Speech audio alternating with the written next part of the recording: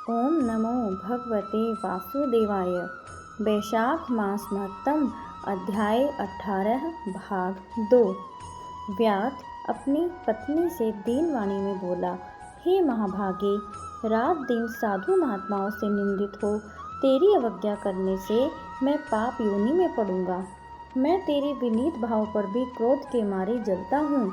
जब उसके स्वामी ने ऐसा कहा तब वह हाथ जोड़कर बोली, हे कांत, तुम मेरे प्रति दीनता तथा लज्जा मत करो। मैंने आपके ऊपर कभी क्रोध नहीं किया है।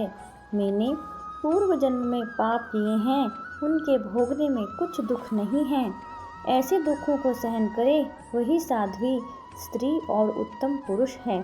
अपने पिता और भाइयों से धन लाकर वह क्षीरशायी विष्णु भगवान की पूजा और तेरी सेवा शुश्रूषा करने लगी। दिन रात मलमूत्र धोकर शुद्ध करके और तेरे जो कीड़े पड़ गए थे उन्हें धीरे धीरे निकालती, रात दिन नींद त्याग कर तेरे दुख में दुखी हो कहने लगी, हे पितृश्वरों, तुम मेरे पति की रक्षा कर रोगहीन और पाप रहित करो। और चंडिका श्री गणेश जी शनिश्चर जी से प्रार्थना करती थी कि मेरे पति निरोग होकर 100 वर्ष तक जीवित रहें। ऐसे वह देवी प्रतिदिन किया करती थी। तब एक दिन देवल नाम के मुनि वैशाख में गर्मी के मारे संध्या समय घर पर आए।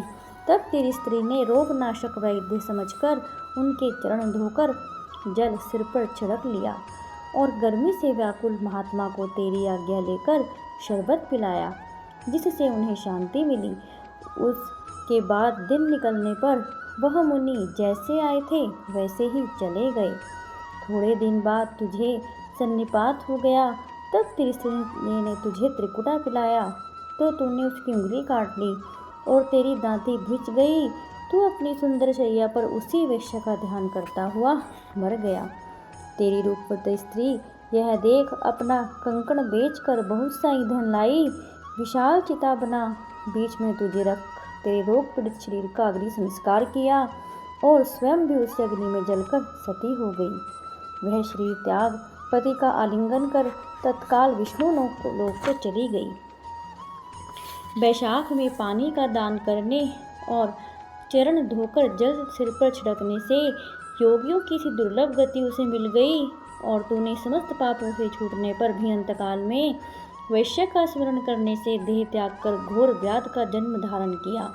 तुझे सदा हिंसा प्यारी है और चित्त में सदा द्वेग रहता है। तूने वैशाख में शरबत पान कराने की आज्ञा दी और मुनि के चरण धोने का पाप नाशक जल मस्तक पर छिड़का। उससे तेरी ऐसी बुद्धि हुई और सत्संगति प्राप्त हुई जिससे तूने संपूर्ण सुखों के हेतु धर्म पूछे। इस प्रकार तेरे पूर्व जन्म के किए हुए जो पाप और पुण्य मैंने दिव्य दृष्टि से देखे वे सब तुझे बतलाए और जो कुछ तूने गुप्त वार्ता पूछनी हो वह तो पूछ। तेरा मन शुद्ध हो गया है। हे महामते, तेरा कल्याण हो। ओम नमो भगवते वासुदेवाय। ओम नमो भगवते वासुदेवाय। ओम नमो भगवते वासुदेवाय।